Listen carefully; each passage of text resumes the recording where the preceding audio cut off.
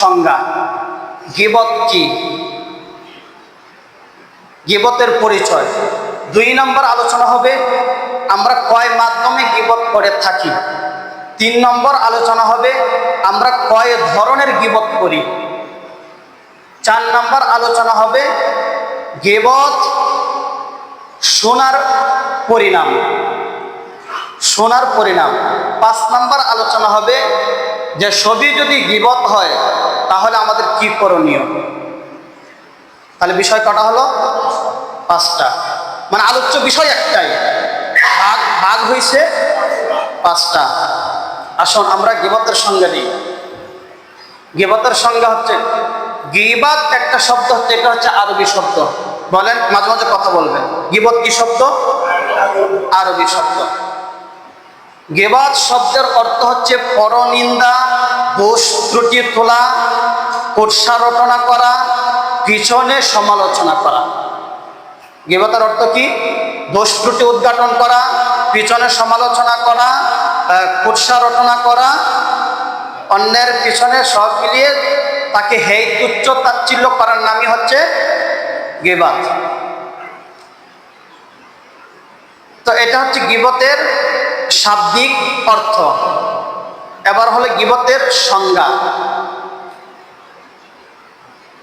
আল্লাহ রাসূল সাল্লাল্লাহু আলাইহি ওয়াসাল্লামকে সাহাবায়ে কেরামদেরকে আল্লাহ রাসূল জিজ্ঞাসা করলেন, সাহাবীদেরকে পয়গম্বর জিজ্ঞাসা করলেন, আতাদরুনা মাল গীবা। সাহাবীদেরকে বললেন, তোমরা কি গীবত বলতে পারো? গীবত কি জিনিস তোমরা কি জানো? সাহাবায়ে কেরাম বললেন, ইয়া রাসূলুল্লাহ, আল্লাহু আ'লাম ওয়া রাসূলুহু, আল্লাহ এবং তার রাসূল ভালো জানেন, আমরা গীবত সম্পর্কে আমরা জানি না। এটা কখন বললেন? আল্লাহ রাসূল সমস্ত সাহাবীদেরকে জিজ্ঞাসা করলেন, আতাদরুনা মাল গীবা, তোমরা কি গীবত বলতে পারো? কি গীবত কি জিনিস? সাহাবীরা উত্তর দিলেন, ইয়া রাসূলুল্লাহ, গীবত কি জিনিস এটা আমরা জানি না, আল্লাহ এবং তার রাসূল ভালো জানেন। সাহাবায়ে কেরাম বললেন, ইয়া রাসূলুল্লাহ,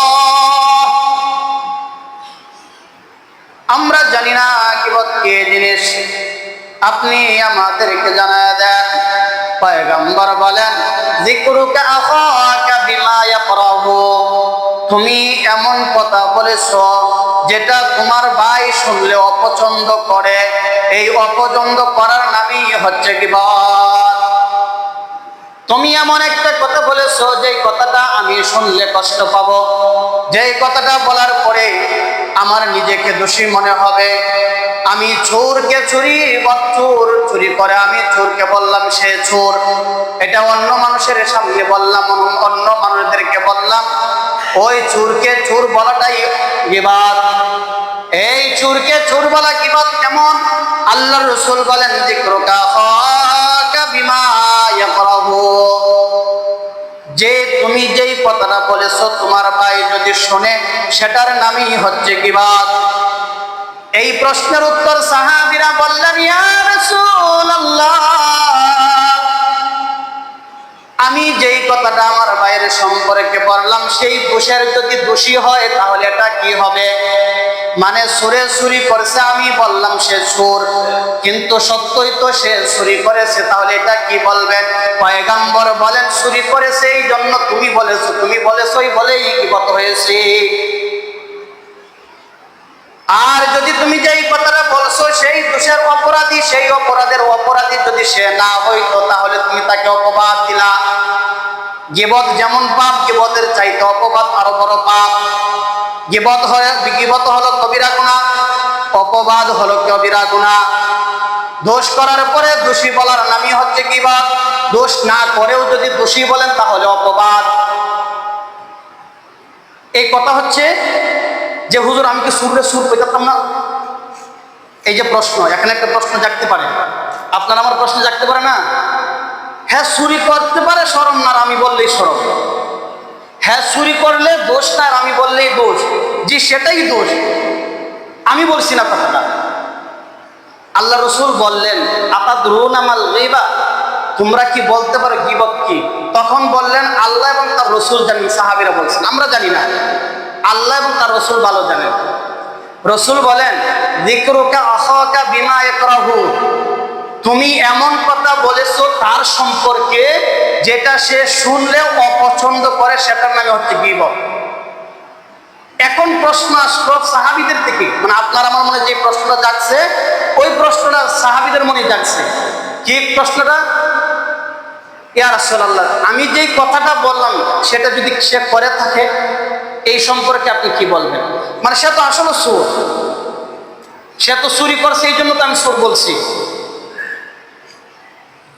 সে অন্যায় করছে, আমি বলছি, এই জন্য তো সে, আমি অন্যায়কারীকে অন্যায় করে নেওয়ালা বললাম, তাহলে আমার দুশ্মনী, আমি কি দোষ করলাম, আমার সম্পর্কে আপনি কি বলবেন? তখন বলছে, সে দোষ করেছে এই জন্য তুমি বলেছো, আর তুমি বলেছো বলে এটাই কি বল। সুর রে সুর কইলে যদি সামনে বলেন, সে অপছন্দ করবে না? অপছন্দ করবে না? তাহলে সুরকে সুর বলাটাই হচ্ছে কি বল। তারপরে বলতেছে, তুমি তাকে বলছো সে চুরি করেছে, অন্যায় করেছে, মূলত সে চুরি করে নাই, অন্যায় করে নাই, তাহলে এটা হচ্ছে অপবাদ। দুটোটাই মারাত্মক পাপ, গীবতও মারাত্মক পাপ, আর অপবাদও মারাত্মক পাপ। তাহলে এটা হচ্ছে গীবতের সংজ্ঞা, এটা হচ্ছে কি গীবতের সংজ্ঞা। এই জন্য তোমার ভাই যেটা অপছন্দ করবে সেটা তুমি যদি বলো তাহলে এটাই গীবত, আর সে যদি এটা না করে তাকে তুমি যদি বলো তাহলে এটা হচ্ছে অপবাদ। এটা হচ্ছে কি? অপবাদ। তাহলে প্রথম গেল কি? গীবতের সংজ্ঞা।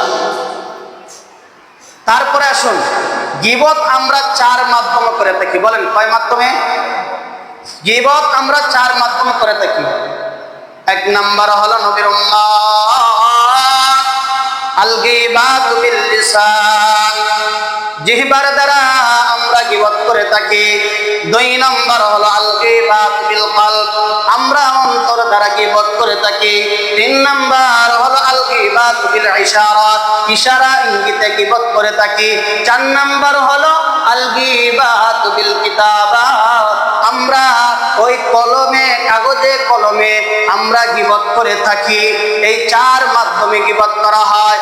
নবীর উম্মতের দল, এক নাম্বার হলো আল গীবাতু বিল লিসান, মানুষ যত অন্যায় করে গীবত করে শুধুমাত্র জিহ্বার দ্বারাই মানুষ করে থাকে।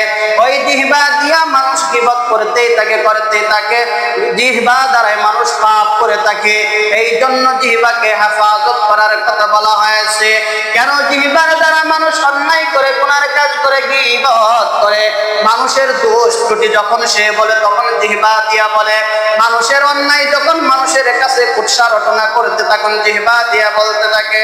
এই সম্পর্কে আল্লাহর পয়গম্বর বলেন, আল্লাহর রাসূল বলেন, আবু হুরায়রা রাদিয়াল্লাহু তাআলা আনহু হতে বর্ণিত, পয়গম্বর বলেন, ইন্নাল আবদা লা ইয়াতাকাল্লামু বিল কালিমা, আল্লাহর পয়গম্বর বলেন, মানুষ বিবেচনা করে না, অনুমান করে সে চিন্তা ভাবনাই করে এমন কথা বলে ফেলে, মা ইয়াতাবায়ানু ফিহা, যেই কথাটার কারণে ইয়াজিল্লু বিহা ফিন্নার, ওই কথাটা বলার কারণে হে মুমিন, এই জিহ্বার দ্বারা এই কথাটা বলার কারণে তাকে কি করা হলো?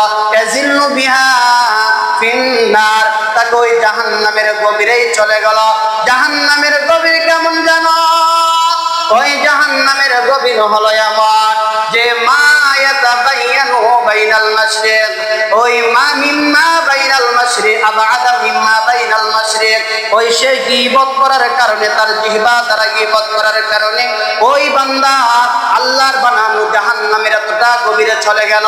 আবাদা মিম্মা বাইনাল মাশরিক, পূর্ব থেকে পশ্চিম পর্যন্ত যতটা দূরত্ব তার চেয়েও বেশি গভীরতার মধ্যে সে চলে গেল। নাউযুবিল্লাহ। নবীর উম্মতের দল, আল্লাহর পয়গম্বর বলেন, ইন্নাল আবদা লা ইয়াতাকাল্লামু বিল কালিমাতি মিন সাফাতিল্লাহ, আদম সন্তান তার জিহ্বাকে এমন এমন কথা বলে আল্লাহ যে কথাগুলি অসন্তুষ্ট হন, অপছন্দ হয়।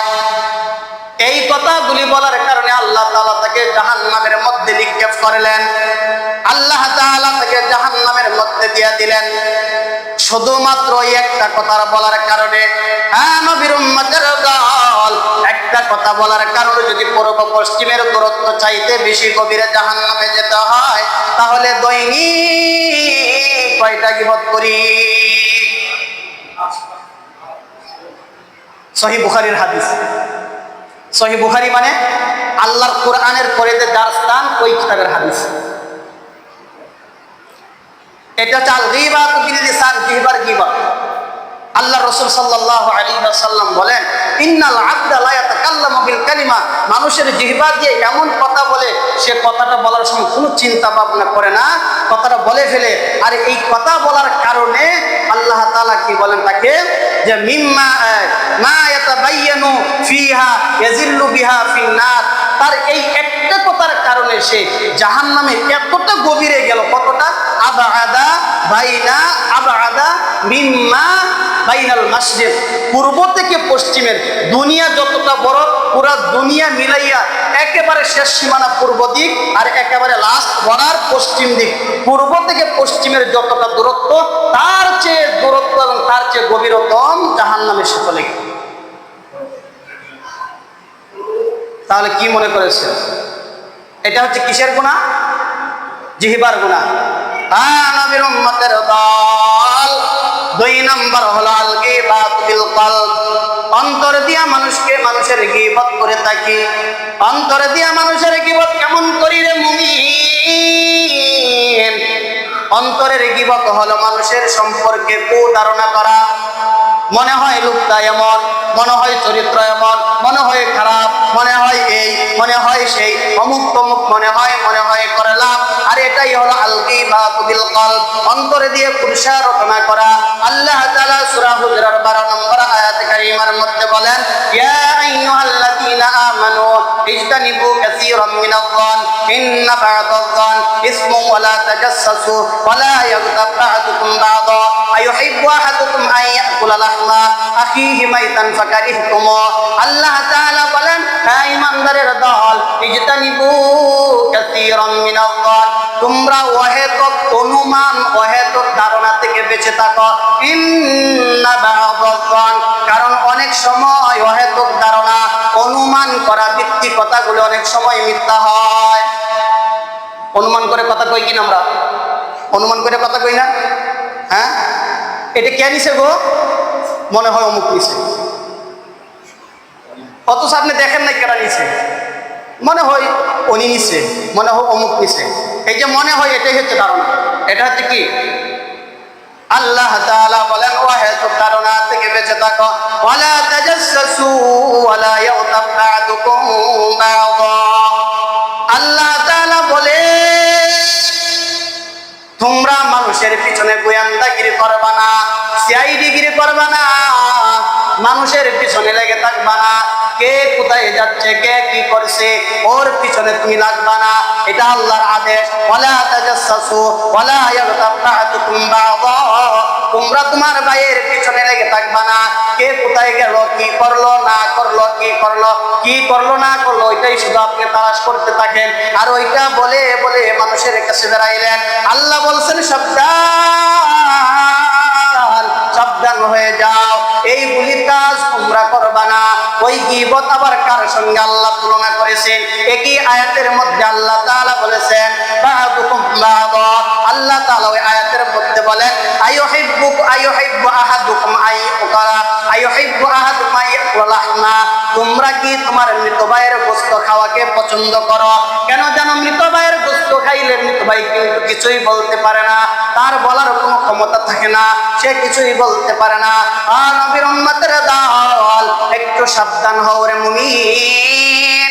মৃত ভাইয়ের গোশত, ওই মৃত ব্যক্তির উপরে যদিও আপনি আঘাত করেন, কিন্তু মৃত ব্যক্তি কিছুই টের পায় না, মৃত ব্যক্তি কিছুই বলতে পারে না।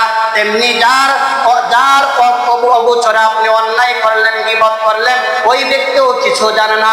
আল্লাহ তাআলা বলেন, বলেন, তোমরা কি তোমার মৃত ভাইয়ের গোশত ভক্ষণ করা পছন্দ করে না? তোমরা তো কি করো, লাহমা ফিহি মাইতান ফাকারিহতুম, তোমরা তো এই গোশতটাকে অপছন্দ করো, কারণ তোমরা তোমাদের ভাইয়ের মৃত ভাইয়ের গোশত খাইবা না, এটা তোমরা ঘৃণা করে থাকো। আত্তাকুল্লাহ, অতএব তোমরা আল্লাহকে ভয় করো, যেমন আল্লাহকে ভয় করবা, আল্লাহর ভয়ের কারণে তোমরা ওই গীবত থেকে দূরে থাকো। তাহলে আল গীবাত বিল কলব, কলবের গীবত কি? অনুমান করে কথা বলা। কলবের গীবত কি? মনে হয় এই কথা বাদ, এইগুলা বলা যাবে, এটা নিষেধ কাজ, স্বয়ং আল্লাহ নিষেধ করতেছে। সূরা হুজুরাত 12 নম্বর আয়াত। এই সেই কোনো কিছুই বলা যাবে না। অমুক এটা করছে, তমুক এটা করছে, এটা বলা যাবে না। অতএব তোমরা, আল্লাহ বলে, দেখেন গীবত কার সঙ্গে তুলনা করা হয়েছে। আল্লাহ বলল, আইয়ুহিব্বু আহাদুকুম আইয়াকুলা লাহমা, তোমরা কি তোমার মৃত ভাইয়ের গোশত খেতে পারো? আমার ভাই মারা গেছে, আমি কি আমার ভাইয়ের গোশত খাইতে পারবো? আপনার ভাই মারা গেছে, আপনার মৃত ভাইয়ের গোশত আপনি খাইতে পারবেন? গরুর গোশত, মহিষের গোশত, হালাল প্রাণীর গোশত যেইভাবে খান, এইভাবে আপনার মৃত ভাইয়ের গোশত খাইতে পারবেন? খাইতে তো পারবেন না। আল্লাহ বলতেছেন এটা তোমরা খাইবা না, বরং এটাকে আরো অপছন্দ করো তোমরা। তো গীবত করা যেমন, মৃত ভাইয়ের গোশত খাওয়া তেমন। গীবত করা যেমন, মৃত ভাইয়ের গোশত খাওয়া তেমন। হ্যাঁ, নবীর উম্মতের দল 3 নাম্বার হলো আল গীবাত বিল ইশারা, ইশারার গীবত। ইশারার গীবত কেমন?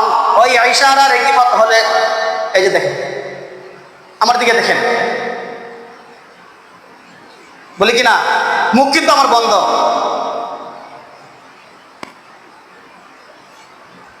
এটা কি গীবত? ইশারা। আমি কথা বলছি কি? কথা বলি নাই। আল গীবাতু বিল ইশারা, ইশারার মধ্যে গীবত বলেন। এই মর্মে আম্মা জানা আয়েশা রাদিয়াল্লাহু তাআলা আনহা বলেন, একদা পয়গম্বর আমার ঘরে বসা ছিলেন, তখন একজন মহিলা আসলেন। মহিলাটা দেখতে একটু কাটো। আল্লাহর পয়গম্বর যখন আমার ঘরে বসা ছিলেন, তখন একজন মহিলা আসলেন, দেখতে একটু কাটো ছিলেন। আমি পয়গম্বরকে বললাম, ইয়া রাসূলুল্লাহ, আম্মা জান আয়েশা নিজে বর্ণনা করতেছেন, ইয়া রাসূলুল্লাহ, এই যে দেখেন, কি বুঝাইছেন বলেন তো আপনারা, যদি বলেন। প্রথম আল্লাহ রসুলকে ডাক দিলেন, ইয়া রাসূলুল্লাহ, ডাক দিয়ে আয়েশার দিকে তাকাইলেন, ওর হাত লেগে কি বুঝাইছে বলেন তো? আল গীবাতু বিল ইশারা। আম্মা জান আয়েশা বলেন, গো পয়গম্বর, ওই যে মহিলাটা দেখেন কাটো। পয়গম্বর বলেন, হে আয়েশা, তুমি যেই কথাটা বলেছো, তুমি তার গীবত করেছো। আয়েশা কে জানেন? যিনি কোরআনেরও হাফেজ, হাদিসেরও হাফেজ।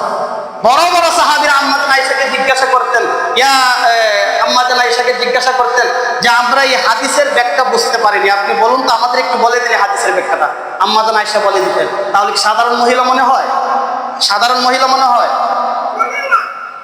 এখন আমি যদি গীবতটা করতাম, তাহলে আমার নিজেরটা নিজে লুকায় রাখতাম না? আম্মা জান এটা প্রকাশ করে দিয়েছেন, শুধু আপনার আমার জন্য প্রকাশ করে দিয়েছেন, যাতে করে আমরা শিক্ষা নিতে পারি। সকল মুমিনের মা হচ্ছে নবীর স্ত্রীগণ। সকল মুমিনের মা কারা? নবীর স্ত্রীগণ। তিনি প্রকাশ করলেন। আল্লাহ রাসূল কি বললেন? আয়েশা, তুমি যেটা দেখিয়েছো, যেটা বলেছো, সেটাই হচ্ছে গীবত। আম্মা জান আয়েশা রাদিয়াল্লাহু তাআলা আনহা বলেন, নবীর একজন সাহাবী, নবীর একজন স্ত্রী ছিলেন, যার নাম ছিলেন সফিয়া। আম্মা জান আয়েশা রাদিয়াল্লাহু তাআলা আনহা অনেকটা লম্বা ছিলেন, বড় অনেক লম্বা ছিলেন। আম্মা জান আয়েশার চাইতে তুলনামূলক আম্মা জান সফিয়া একটু লম্বা কম ছিলেন, কাটো বলা যাবে না। কি ছিলেন? একটু, কিন্তু আপনার আমার মতো না। আচ্ছা, আমার কি কাটো মনে হয় আপনাদের? আমাদের কি খাটো? আমাকে খাটো মনে হয়?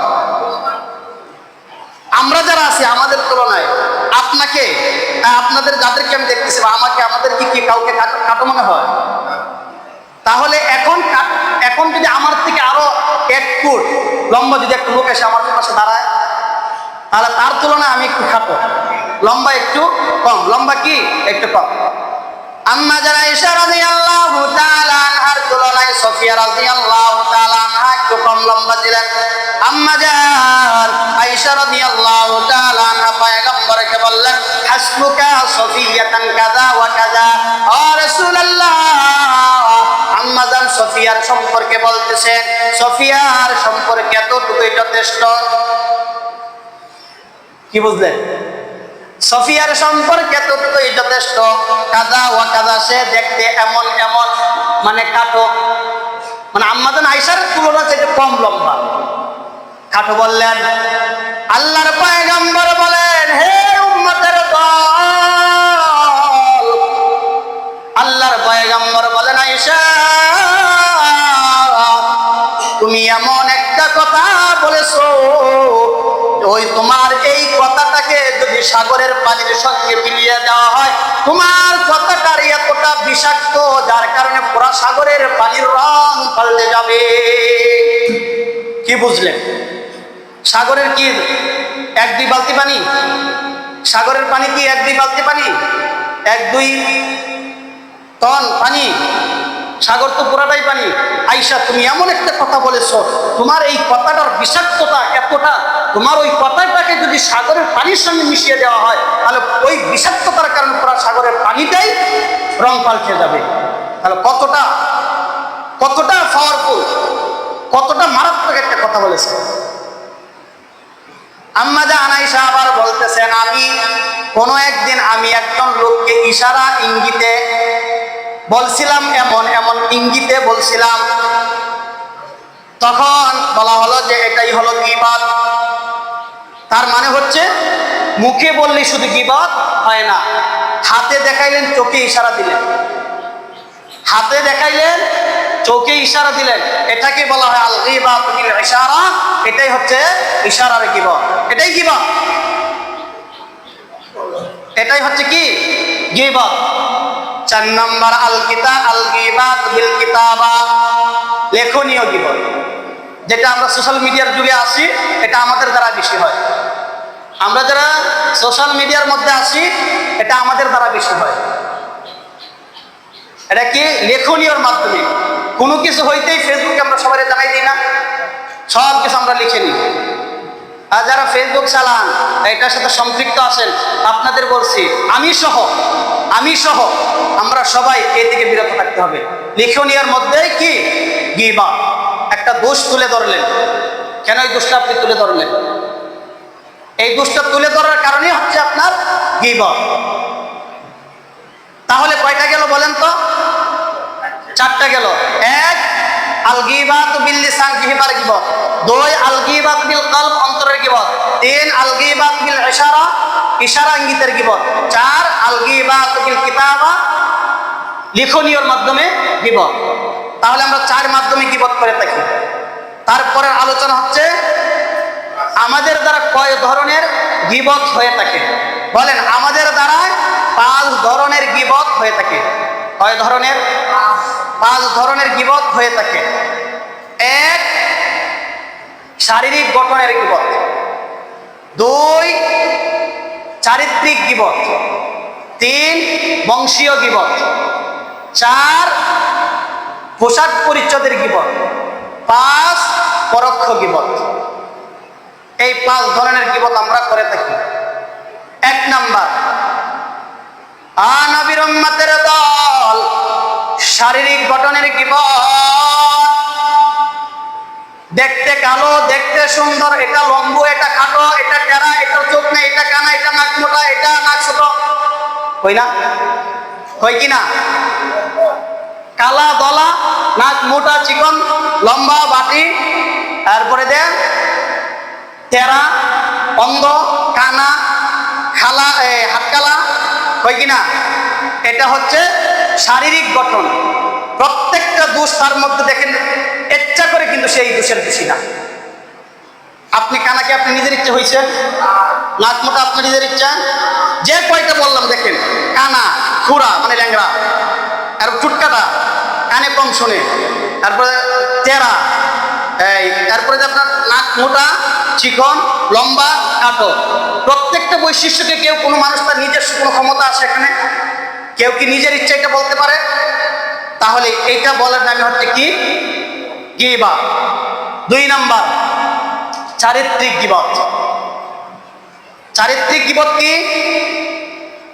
সে হচ্ছে মদখুর, ঘুষখুর, সুদখুর, জেনাখুর, বেবিচার, যত পাপ আছে, যে তার এক কথায় তার চরিত্র সমস্যা আছে, চরিত্র খারাপ। এটা বলার নামই হচ্ছে গীবত। কারণ কেন গীবত হয়? এটা ব্যক্তি জীবনের গীবত। এই গীবতের সে মদ খাইতেছে, জুয়া খেলতেছে, গাঁজা খাইতেছে, যত নেশাদার দ্রব্য খাইতেছে, হারাম হালাল বিবেচনা করে না, প্রত্যেকটা তার ব্যক্তি জীবনের গীবত। এটা কোনো দশের কোনো ক্ষতি করে না, জাতির কোনো ক্ষতি করে না, যার জন্য এটা গীবত। এই জাতির কোনো ক্ষতি করে না, এই আলোচনাটা আসবে যখন কিছু গীবত আছে করা যায়, আছে এইটার মধ্যে আলোচনা আসবে। এই জন্য এটা বলে নিলাম, এটা হচ্ছে ব্যক্তি জীবনের গীবত থাকার কারণে এটা বলার নামে হচ্ছে কি গীবত। সংক্ষিপ্তভাবে বলে নিচ্ছি। 3 নাম্বার হচ্ছে বংশীয় গীবত। 3 নাম্বার কি গীবত? বংশীয় গীবত।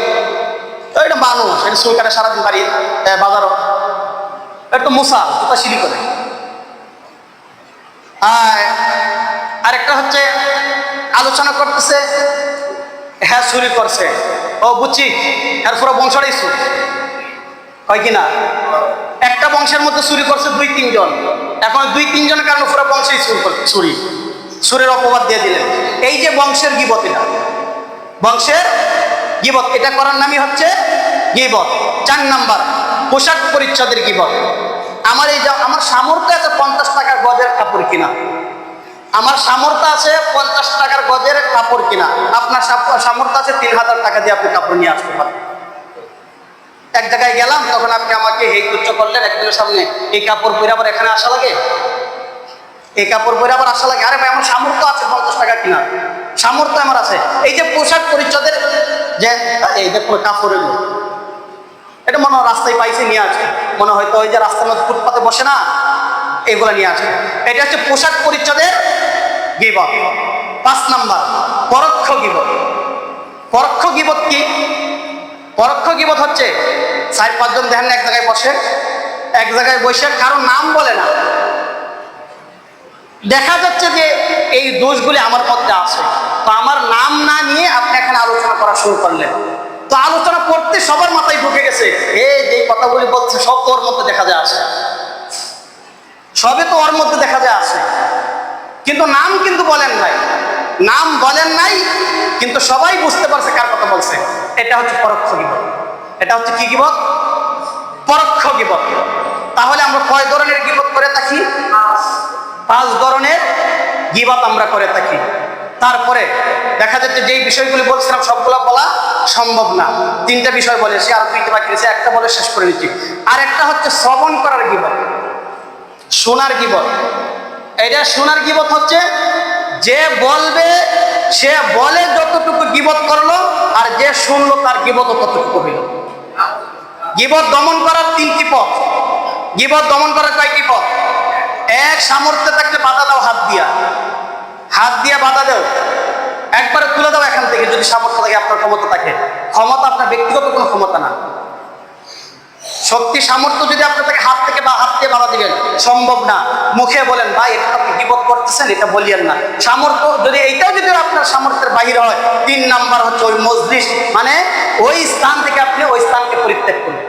ইতিপূর্বে যত বড় বড় ওলামা একরাম ছিলেন, সালাফে সলিহানগণ ছিলেন, তারা প্রত্যেকে এরকম মজলিসে তারা কখনো বসতেন না, এরকম জায়গার মধ্যে তারা বসতেন না। যদি এরকম গীবত হতো, সরাসরি তারা এখান থেকে উঠে যেত। যাই হোক, সম্মানিত উপস্থিতি, তাহলে আমরা বলতেছিলাম গীবতের সংজ্ঞা দিয়েছিলাম, তারপরে কয় মাধ্যমে গীবত হয়, তারপরে বলছিলাম কয় ধরনের গীবত আমরা করে থাকি, তারপরে বলছিলাম কি যে শ্রবণ করার মধ্যেও গীবত আছে। এখন যে আমরা বসে থেকে 4-5-7 জন এক জায়গায় বসে যে এই যে গীবত করা শুরু করি, অমুকের দোষ তমুকের দোষ, এই তুলে ধরে সেই তুলে ধরে, আর বাজারের কথা বাদই দিলাম। বাজার তো এখন দ্বিতীয় পার্লামেন্ট, বাজার এখন দ্বিতীয় পার্লামেন্ট, সংসদ। এক সংসদ প্রত্যেকটা দেশে একটা থাকে, আর আরেকটা সংসদ প্রত্যেকটা গ্রামে গ্রামে পাওয়া যায়। বাজারের কথা বাদই দিলাম। এই জন্য তো আল্লাহ রাসূল বলেছেন দুনিয়ার মধ্যে সবচেয়ে নিকৃষ্ট জায়গা হচ্ছে বাজার। এই আপনাদের মধ্যে অনেকে আছে তো বাজারে 1-2 করে না গেলে হয়ই না, কাজ না থাকলেও যান, কাজে যেতে পারেন, বাধা নাই। কাজ হচ্ছে আপনার প্রয়োজন। কাজ কি? আপনার প্রয়োজন। কাজ নাই, শুধু বাজারে যান আড্ডা দেখে। মানে একটা কোরআন না গেলে মনে হয় যে আপনার পেটের ভাত হজম হয় না। যাই সেটা বলতেছে না, যান কিন্তু গীবত থেকে বেঁচে থাকুন। আর বাজারে যাওয়ার পরে যে কেউ গীবত থেকে বেঁচে থাকতে পারবে? অসম্ভব। একমাত্র সেই থাকতে পারবে যেই কাজে গেল কাজ সেরেই সরাসরি চলে আসবে, তার পক্ষে থাকা সম্ভব। সম্মানিত উপস্থিতি, সাবধান হয়ে যান, কারণ এই থেকে বাঁচতে হলে আপনাকে আমাকে একবারে বোবা হতে হবে। কি হতে হবে? যদি গীবত হয় ডাইরেক্ট কথা দিবেন, সামর্থ্য না থাকলে কথাই বলবেন। তাও যদি সম্ভব না হয়, যেখানে গীবত হচ্ছে সেখান থেকে আপনি উঠে চলে আসবেন। আপনি শুনে কেন তার অপরাধী হইতেন? এবার আসুন শেষ কথাটা যেটা বলে নিচ্ছি, যে এই যে গীবত আপনি করলেন না, এখন যদি আপনি 100 বছর যদি আপনি 100 বার হজ করেন, 100 বছর যদি 5 ওয়াক্ত করে নামাজ পড়েন, 100 বছর যদি 100 বছরের প্রত্যেকটা বছরের রমজান মাসে সিয়াম পালন করেন, 100 বছর যত আমল করবেন, কিয়ামতের মাঠে যার গীবত করলে তাকে দিয়ে আপনাকে জাহান্নামে যেতে হবে। এটা হচ্ছে গীবতের পরিণাম। কারণ এটা গীবত হচ্ছে বান্দার সঙ্গে জড়িত পাপ। গীবত কার সঙ্গে? গীবত হচ্ছে বান্দার সঙ্গে জড়িত পাপ। এখন যদি আপনি মনে করেন যে আমি যা আমল করতে চাচ্ছি সেটা দেখা যাবেন দিয়ে যাবেন, তাহলে আপনি গীবত করতে পারেন। সাবধান হয়ে যেতে হবে। আল্লাহ রসুল প্রচুর ভাষায় না করেছেন, আল্লাহ না করেছেন, রসুলও না করেছেন, নিষেধ করেছেন। যাই হোক, তারপরে বাকি বিস্তারিত আলোচনা আমরা সামনের জুমায় আগাবো ইনশাআল্লাহ। তারপরে আমরা যাতে আমরা সতর্ক হতে পারি। ভাই কথা শুনে কোনো লাভ নেই যদি আমল না করতে পারি। সব কথা মনে না থাকলেও কয়েকটা বিষয় আমরা আমল করি। এক কথাই অন্যের দোষ বলতে আমরা যাবো না। এক কথাই কি? অন্যের দোষ আমরা বলতে যাবো না, এটার মধ্যে সীমাবদ্ধ থাকেন।